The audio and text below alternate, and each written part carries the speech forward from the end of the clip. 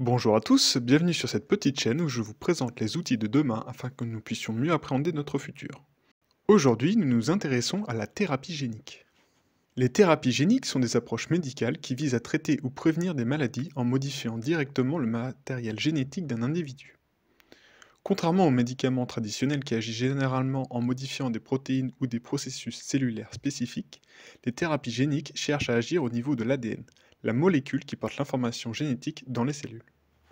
Il existe plusieurs approches différentes de la thérapie génique, mais l'objectif commun est de corriger ou de remplacer des gènes défectueux responsables des maladies. Il y a deux principales méthodes de thérapie génique. La première, c'est pour suppléer un gène malade, c'est-à-dire insérer un gène fonctionnel dans les cellules du patient pour remplacer un gène défectueux.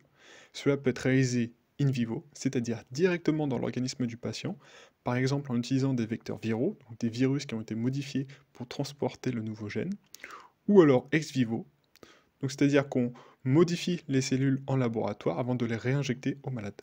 La deuxième, c'est pour éliminer ou réparer un gène altéré. Plutôt que d'ajouter un gène supplémentaire, cette méthode vise à corriger directement les mutations génétiques présentes dans le génome du patient.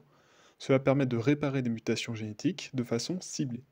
Elle nécessite d'importer plusieurs outils dans les cellules, donc des enzymes spécifiques, qu'on appelle nucléases, qui vont couper le génome là où c'est nécessaire, et un segment d'ADN qui sert à la réparation du génome et permettra de trouver un gène fonctionnel.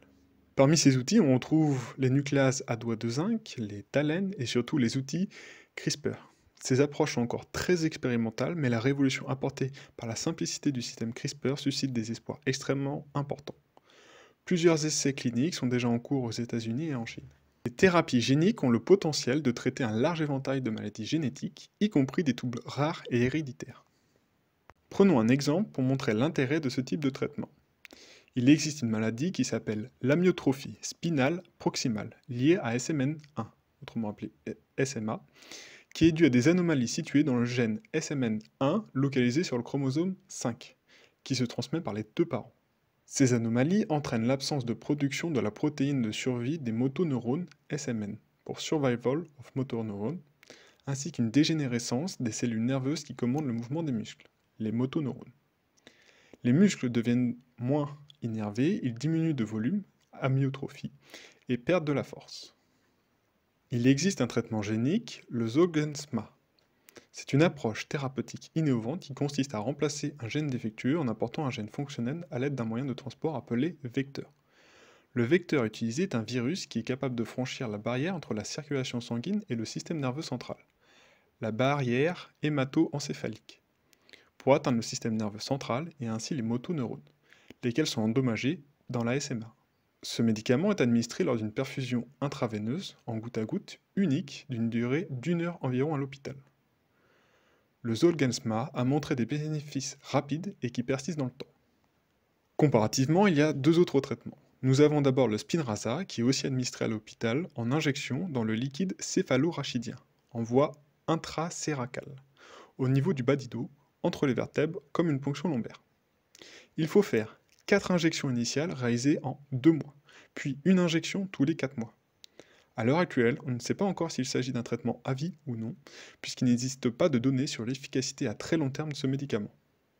Les résultats sont variables selon les personnes, ils dépendent du type de SMA, de l'âge et de l'état de santé de la personne.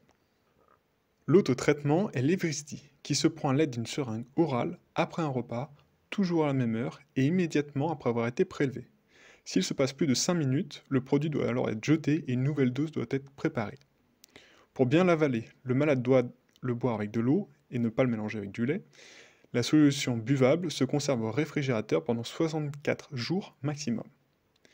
L'Evrysdi améliore ou stabilise la fonction motrice dans le SMA de type 1 et de type 2 et 3. Ainsi, nous voyons que le traitement génique est bien plus efficace et aussi bien moins lourd pour le patient. Comme pour toutes les nouvelles biotechnologies, les problèmes abondent. Outre l'insertion inexacte des gènes et le risque de réaction immunitaire, de cancer et de toxicité, le traitement peut tout simplement échouer à intégrer les gènes thérapeutiques dans la constitution génétique du patient. Il arrive qu'on doive administrer de multiples traitements, augmentant le risque de réaction immunitaire forte en raison d'expositions répétées à des vecteurs étrangers. De plus, certains enjeux éthiques appellent à la vigilance. D'une part, le traitement peut modifier irrévocablement les cellules du receveur, Par exemple, dans le cadre d'une radiothérapie ou de médicaments, si le patient réagit mal, on peut interrompre le traitement. Par contre, après un transfert génique, il est difficile, voire impossible de retirer le gène. Et le patient court le risque de subir des effets négatifs à long terme. Par ailleurs, les transferts géniques s'appliquent difficilement à des maladies mettant en cause plusieurs gènes, comme par exemple la maladie d'Alzheimer, l'arthrite, le diabète et l'hypertension artérielle, qui touchent des millions de personnes. Ainsi, cela nous montre bien qu'il faut établir et renforcer les processus de contrôle afin d'éviter toute dérive et problème. J'espère que cette vidéo vous a plu, si c'est le cas n'hésitez pas à la partager, à laisser un commentaire, à mettre un pouce en l'air comme vous le rappellent tous les youtubeurs.